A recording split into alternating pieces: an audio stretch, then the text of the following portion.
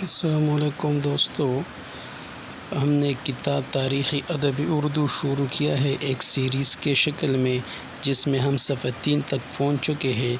صفحہ 3 کے آخری لائن تک ہم پہنچ چکے ہیں، تو ہم آخری لائن میں زبان کیا ہے یہاں سے شروع کریں گے۔ زبان کیا ہے؟ اپنے ذخیرہ الفاظ کے لحاظ سے ایک بین الاقوامی انجمن ہے۔ اردو میں ایک فقرہ بھی ایسا نہ ملے گا جس میں 2-3 زبانوں کے الفاظ شامل نہ ہوں، خصوصاً عربی، فارسی، سنسکرت اور پاک و ہند کی دوسری زبانوں مثلاً ہندی، پنجابی، بلوچی، پشتو، برج بھاشا، راجستانی وغیرہ کے الفاظ اتنی کثرت سے شامل ہے کہ ان زبانوں سے تعلق رکھنے والا ہر شخص اردو سے ایک طرح قربت محسوس کرتا ہے۔ اسی احساس قربت کے سبب ہر علاقے کے لوگوں نے اسے اپنی زبان سمجھا، اس کی ترقی میں حصہ لیا اور پاک و ہند کی لنگوا فرنکا قرار دیا۔ دوستو، لنگوا فرنکا کا مطلب آپ کو سمجھا دوں۔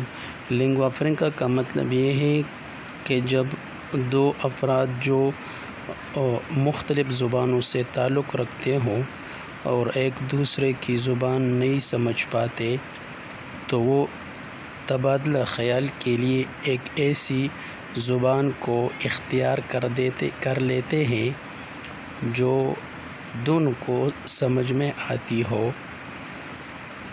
اور اس کی مثال ہم اگر دیکھیں تو انٹرنیشنلی طور پر انگریزی لوگ بولتے ہیں۔ مثال کے طور پر اگر کوئی شخص سعودی عرب سے تعلق رکھتے ہیں، مثال کے طور پر عربی بولتا ہے، اور کوئی شخص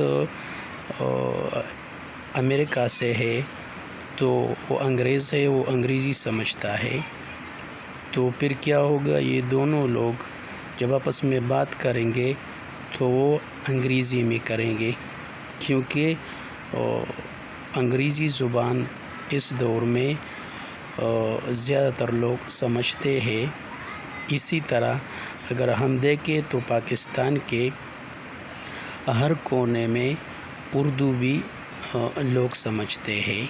مثال کے طور پر ایک پشتون اور ایک پنجابی جب بات کرتے ہیں تو وہ اردو ہی میں کریں گے، کیونکہ پاکستان کے ہر کونے میں لوگ اردو سمجھتے ہیں۔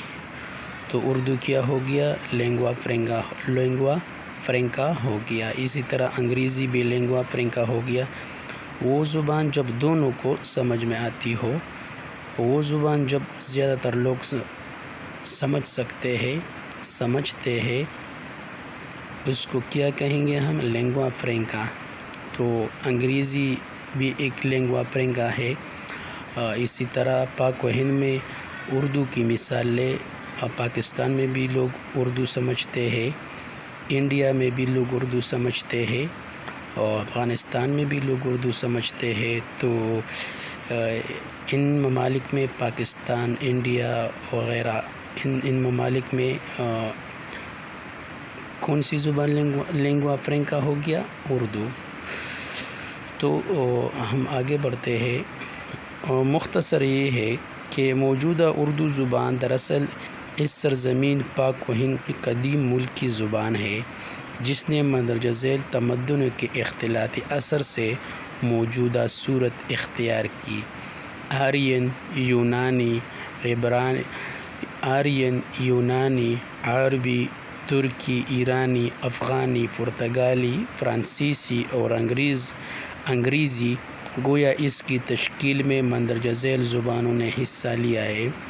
پہلے نمبر پر آریائی زبانیں جیسے سنسکرت، سرزمین پاک و ہند کی تمام زبانیں، اور یونانی، فارسی، پرتگالی، فرانسیسی اور انگریزی۔ سامی زبانیں جیسے عربی۔ اردو زبان کی تشکیل و تعمیر میں غیر ملکی زبانوں کے الفاظ مندرجہ ذیل تناسب سے ملتے ہیں۔ عربی 45%، فارسی 40%، سنسکرت 5%، انگریزی 5%، ترکی 3%، فرانسیسی و پرتگالی وغیرہ 1%۔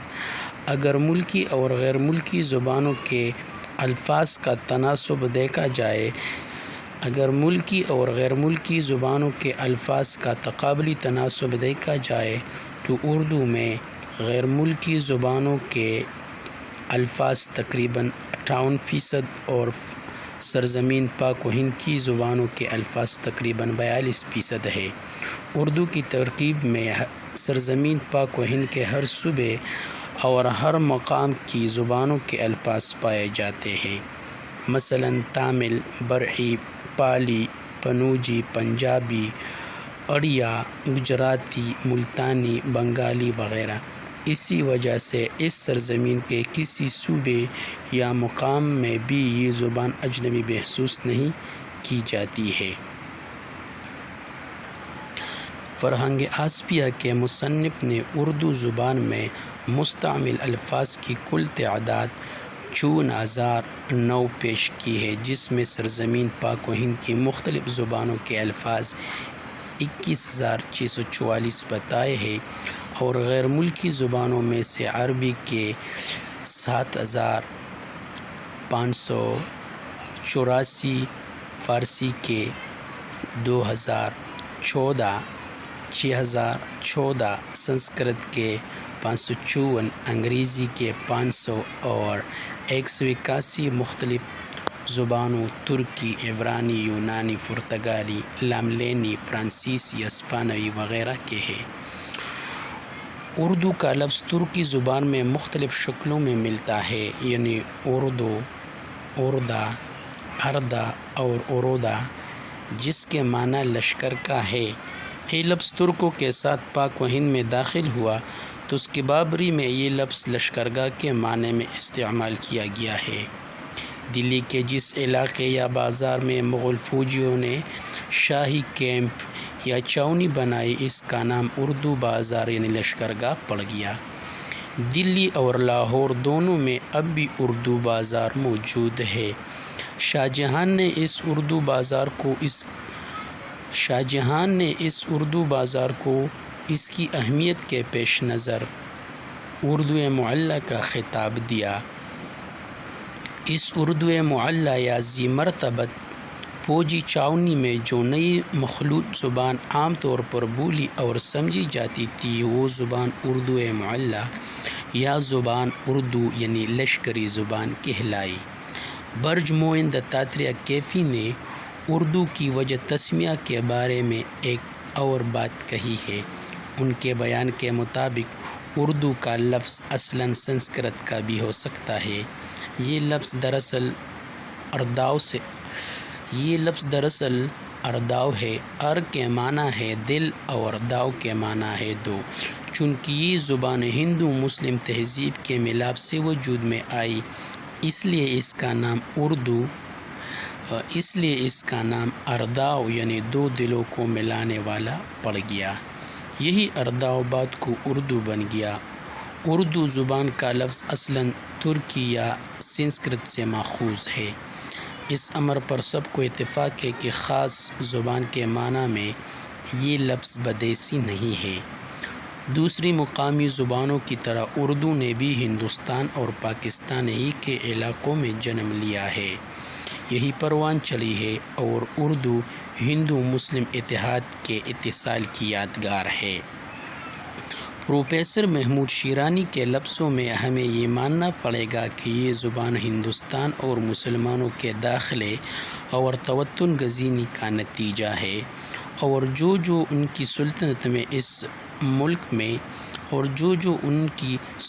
اس ملک میں وسعت اختیار کر گئی، یہ زبان بھی مختلف صوبوں میں پھیلتی گئی۔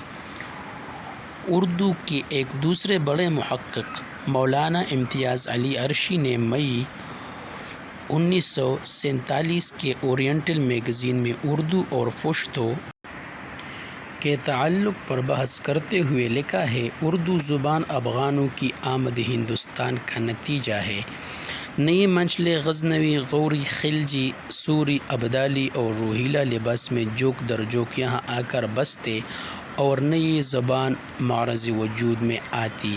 ڈاکٹر ابواللیث صدیقی لکھتے ہیں کہ اردو ایسی زبان نہیں جسے مسلمان اپنے ساتھ عرب، ایران، افغانستان یا ترکستان سے لائے ہوں۔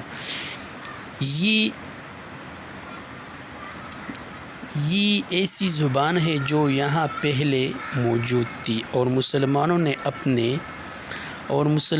اپنی عربی، فارسی یا ترکی کو چھوڑ کر اختیار کیا ہو، بلکہ یہ ہندوؤں اور مسلمانوں کے ملاپ، آمیزش اور ربط و ارتباط کا نتیجہ ہے۔ امن دہلوی کا خیال ہے کہ جب اکبر بادشاہ تخت پر بیٹھے تو چاروں طرف کے ملکوں سے سب اقوام قدردانی اور پیز رسانی اس خاندانی لسانی کی سن کر حضور میں آ کر جمع ہوئے، لیکن ہر ایک کی گویائی اور بولی جدا جدا تھی۔ اکٹھے ہوئے آپس میں لین دین، سودا سلف، سوال و جواب کرتے، ایک زبان اردو مقرر ہوئی۔ انشاءاللہ خان انشا نے رائے ظاہر کی تھی کہ یہاں یعنی دلی کے خوش بیانوں نے متفق ہو کر متعدد زبانوں سے اچھے لفظ نکالے اور بعض عبارتوں اور الفاظ میں تصرف کر کے اور زبانوں سے الگ ایک نئی زبان پیدا کی جس کا نام اردو رکھا۔ سر سید احمد خان کا بیان ہے کہ اردو کا حوالہ اگرچہ سلاطینی خلجی کے عہد میں تیار ہو چکا تھا۔ یہاں حوالہ کا مطلب ہے ڈھانچہ، نقشہ یا ڈھانچہ، شکل و صورت کو کیا کہتے ہیں؟ حوالہ۔ جبکہ امیر خسرو نے اس میں دوہوں کی شکل میں پہیلیاں کہنی شروع کی، لیکن اس نے زبان کی شکل شاہ جہاں کے عہد میں اختیار کی۔ محمد حسین آزاد نے اردو کو برج بھاشا سے ماخوذ بتا کر اس کی بنیاد کو کئی سو سال پرانی ظاہر کیا ہے، لیکن انہوں نے اس بات کو شاہ جہاں کی خوش اقبالی سے تعبیر کیا ہے۔ یہ نئی زبان ان کے عہد میں اردو کے نام سے منسوب ہو گئی۔ بعد کے محققین نے اوپر ذکر شدہ آراء کو رد کر دیا ہے اور اردو کے مآخذ اور پیدائش کے بارے میں نئے نظریات قائم کیے ہیں۔ پروفیسر حافظ محمود شیرانی کا خیال ہے کہ اردو کا اصل مآخذ پنجابی ہے اور اردو نے اول پنجاب کے علاقے میں آنکھ کھولی ہے۔ ڈاکٹر محی الدین زور قادری نے ابتدا میں یہ خیال ظاہر کیا تھا کہ اردو نے زبان کی صورت گنگ و جمن کے دو آبے میں اختیار کی۔ بعد کو ان کے نقطہ نظر میں تبدیلی پیدا ہوئی اور پروفیسر محمود شیرانی کی طرح ان کا بھی یہ خیال پختہ ہو گیا کہ اردو کی پہلی جنم بھومی پنجاب ہے۔ مشہور ممتاز ماہر لسانیات پروفیسر سینی کمار چٹرجی نے اپنی کتاب انڈو آرین اور ہندی مطبوعہ 1942 میں رائے ظاہر کی ہے کہ اردو کی ادبی شکل دلی کے نواح میں مرتب ہوئی ہے، لیکن اس کی بنیاد پنجاب میں پہلے پڑ گئی تھی اور اہل پنجاب کے ساتھ دلی کے علاقوں تک پہنچی ہے۔ ڈاکٹر مسعود حسین خان نے رائے ظاہر کی ہے کہ اردو کا اصل مآخذ ہریانی زبان ہے اور ہریانی اس قدیم ابرنش کی ترقی یافتہ صورت ہے جو دلی پر مسلمانوں کے قبضے سے پہلے آس پاس کے علاقوں میں بولی جاتی تھی اور جس پر راجستانی کا اثر غالب تھا۔ دوستو، اس کتاب کو ہم نے ایک سیریز کی صورت میں شروع کیا ہے، اس لیے ہم روز صرف 15 منٹ کی ویڈیو بنائیں گے اور اپلوڈ کریں گے۔